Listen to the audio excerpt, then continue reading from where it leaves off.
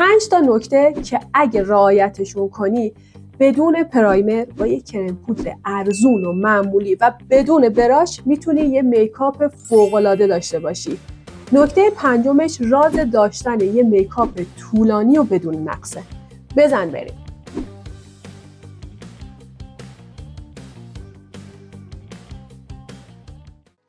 نکنه تو هم از اون آدمایی هستی که فکر میکنی برای اینکه یه پوست خیلی خوب برای خودت بسازی حتما باید پرایمر داشته باشی، کرم پودرای برند و آنچنانی داشته باشی، انواع و اقسام براش ها رو داشته باشی. امروز میخوام بهت بگم که اشتباه میکنی. پرایمر واقعا ضروری نیست. به مرطوب کنندت اعتماد کن. من فرضو بر این میذارم که تو پوست خودتو میشناسی، یعنی میدونی که پوستت خشک، چرب، مختلطه و با توجه به پوستت یه مرطوب کننده مناسب پوستتو داری که صبح و شب داری ازش استفاده میکنی. پس به جای پرایمر میتونی از همون مرطوب کننده‌ای که داری استفاده کنی. پس مرطوب کنندت رو برمی‌داری. قبلش یادت باشه که پوستت رو تمیز کنی، یعنی با یه شوینده ملایم پوستت رو بشوری. حالا نکته اولی که باعث میشه کرم پودر رو صورتت خوب بخوابه، اگه میخوای مهمونی بری، عروسی بری، تولد بری، یعنی یه جایی که میخوای یه میکاپ درست درمون بزنی، یادت باشه که همون موقعی که از حموم میای بیرون نشینی برای میکاپ کردن. همیشه دوش گرفتنتو بنداز حداقل 5-6 ساعت قبل از میکاپ کردنت، چون اگه بلافاصله بعد از حمومت بخوای میکاپ کنی این کرمه رو صورتت خوب نمیخوابه. نکته دوم، قبل از میکاپت شیو و اصلاح نکن. شیو کردن تو بنداز حداقل 24 ساعت قبل از میکاپ کردنت. خب یه مقدار خیلی مناسب از مرطوب کنندت بردار،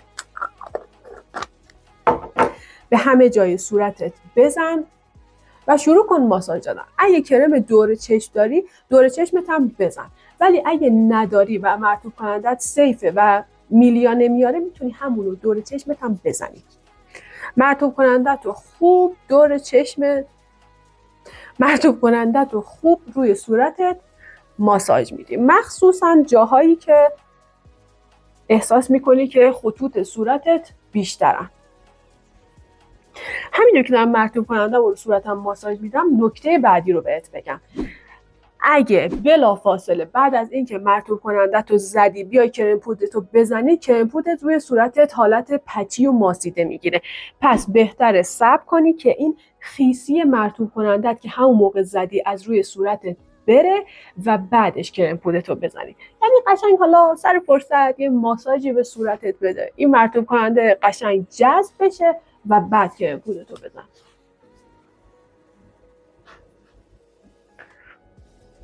ماساژات هم همیشه باید به سمت بالا باشن. اگه میخوای بیرون بری و توی روز داری میکاپ میکنی، الان وقتشه که ضد آفتاب بزنی، ولی حواست باشه ضد آفتابی که میزنی از اون ضد آفتابایی نباشه که وقتی روش کرم پودر میزنی روی صورتت پیل بشه. پس اینا رو قبلش امتحان کن. خب حالا میرسیم به کرم پودرمون. قبل از اینکه از کرم پودرت استفاده کنی، خوب کرم پودرت رو اینجوری تکون بده و بعد ازش استفاده کن.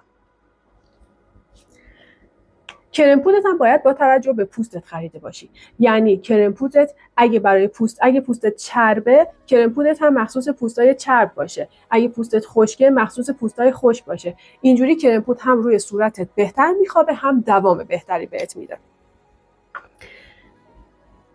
اگه فکر میکنی که حتما باید کرم پودرای خیلی گرون داشته باشی تا بتونی یه پوست خوب بسازی، داری اشتباه میکنی. همیشه یادت باشه که تکنیک از محصول مهمتره. یعنی اگه توی کرم پودر فوق‌العاده داشته باشی ولی ندونی چجوری روی پوستت بزنی، اصلا نتیجه خوبی نمیگیری. و برعکس، اگه یه کرم پودر ارزون داشته باشی ولی راهشو بلد باشی، یه پوست خیلی خوب میتونی بسازی. مثلا کرم پودری که من خیلی خودم عاشقشم، این کرم پودر لوریل یه برند دراگستوریه. یعنی چی؟ برندهای دراگستوری برندهایی هستن که قیمت مناسبی دارن، معمولا عامه پسندن، در دسترس آدما خیلی راحت در دسترس آدما هستن و مثلا توی کشورهای خارجی، توی داروخونه ها، توی فروشگاه های زنجیره‌ای، حتی توی سوپرمارکت ها یه استندایی هستن که این برندهای دراگ استوری رو دارن. توی آمریکا بهشون میگن دراگ استور، توی انگلیس بهشون میگن های استریت و توی ایران ما بهشون میگیم محصولات داروخونه‌ای. لوریل یکی از اون محصولات داروخونه‌ایه، مثل برندهای دیگه‌ای مثل نیکس، الف، رولوشن و خیلی از محصولات دیگه‌ای که راحت در دسترس همه قرار دارن. براش نداری؟ مهم نیست. این خانم رو ببین. این خانم اسمش هست پت مکگراث. این خانم به مادر میکاپ دنیا معروفه. توی یه مصاحبه ازش پرسیدن که توی فشن شوها شما که اینقدر سریع و خوب پوستای عالی میسازی چه جوری کرم پودرتو میزنی؟ فکر می‌کنی چی گفت؟ گفت با دست کرم پودرمو میزنم. باورت میشه؟ نه براش و نه هیچ چیز دیگه ای. کرم پودرشو با دست میزنه. روش مورد علاقه خود منم برای استفاده روزانه زدن کرم پودر با دسته. چیکار میکنم؟ کرم پودر رو که خوب هم زدن، یه پامپ. نکته بعدی، کرم پودر رو زیاد نزن. یه پامپ بزن، اگه نیاز بود بعداً دوباره بزن. یه پامپ از کرم پودر رو میزنم روی دستم و اینجوری ماساژش میدم تا گرم بشه. این گرم شدن کرم پودر باعث میشه که راحت‌تر روی پوست بخوابه. حتی شما وقتی با دست کرم پودر میزنید، دمای دستتون باعث میشه کرم پودر روی صورتتون بهتر بخوابه. خب حالا میام یا به صورت تپ تپ تپ ضربه‌ای یا اینجوری کرم پودر رو میکشم روی پوستم. اگه شما میخواین کانسیلر بزنید، زیر چشمتون رو کرم پودرتون رو الان نبرید. ولی چون من برای استفاده روزانه میخوام زیر چشمم سبک باشه، معمولا کانسیلر نمیزنم. ولی اگه دوست داشتین کانسیلر بزنید، توی این ویدیو روش درست زدن کانسیلر رو بهتون گفتیم. خب کرم پودر رو همه جای صورت، زیر چشم، بالای چشم،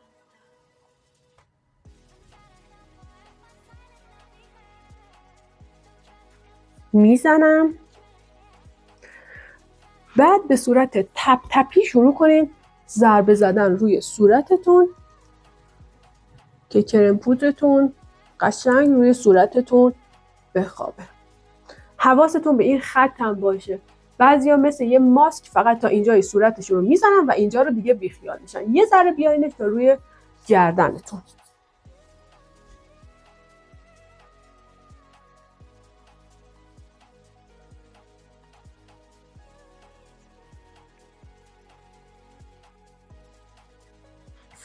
اگه نیاز بود دور چشمتون رو میتونین یه کوچولو بیشتر بزنین.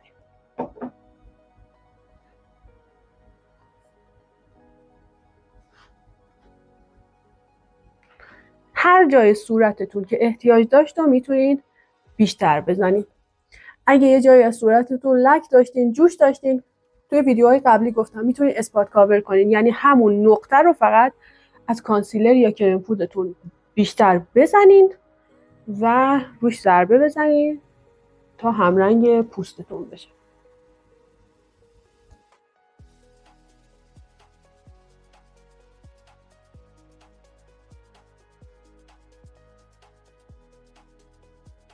الان کرم پودر اینقدر روی صورت من خوب نشسته که حتی وقتی با براش و اون اسپانج روی صورتم میزنم به این خوبی نمیشه، چون حرارت دستم باعث میشه که این کرم پودر قشنگ توی صورت من بخوابه.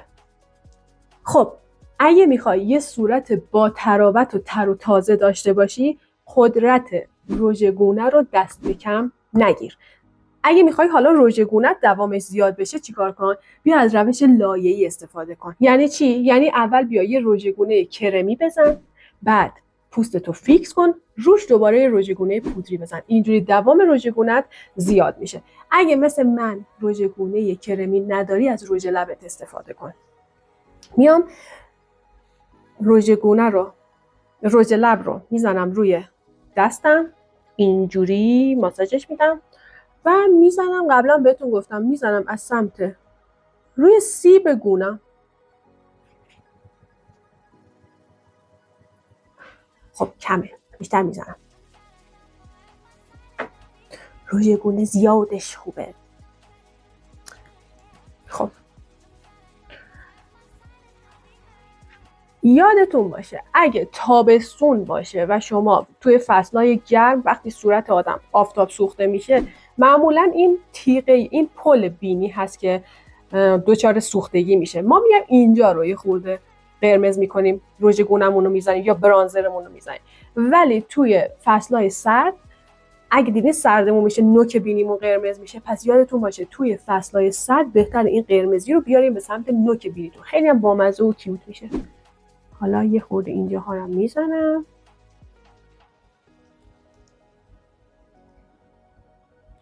اینا رو هم قشنگ مرزاشو فید میکنم که حالت خطی نداشته باشه.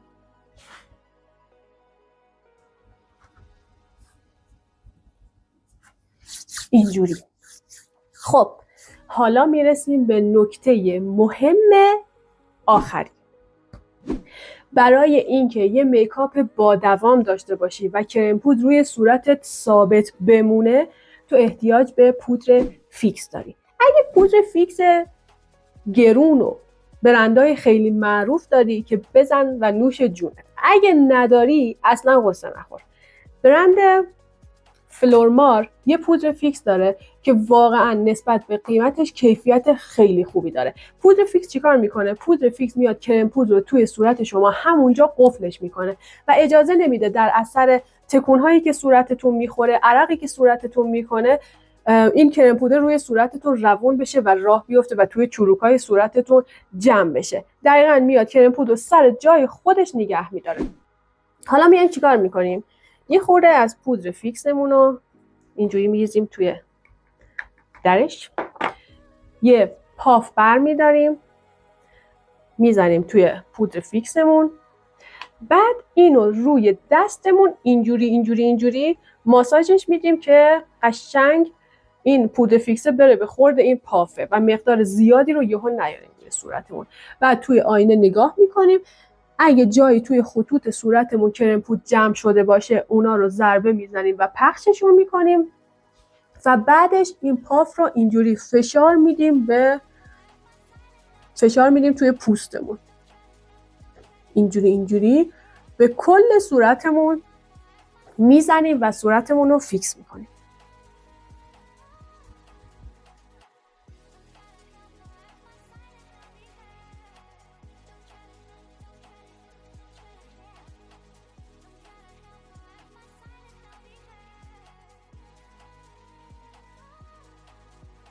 خب حالا میایم از رژگونه پودریمون دوباره میزنیم به صورتمون. رژگونه رو برمیداریم دوباره اینجوری روی دست میزنیم و جاهایی که نیاز هست رو میزنیم. اینجوری دوام رژگونه‌مون هم خیلی زیاد میشه. خب این از ویدیوی امروزمون. پس توی این ویدیو یاد گرفتیم که حتما ما به پرایمر و کرم پودر گرون و براش احتیاج نداریم، فقط کافیه که بخوایم یه کاری رو انجام بدیم. امیدوارم که این ویدیو براتون مفید باشه. اگه نظری، پیشنهادی، انتقادی داشتین، اگه دوست داشتین در مورد یه موضوع خاص ما ویدیو براتون بسازیم، حتما توی کامنت ها بهمون بگین. ما رو سابسکرایب کنید، ما رو به دوستاتون معرفی کنید. ممنونم ازتون، دوستتون داریم. خدا نگهدار.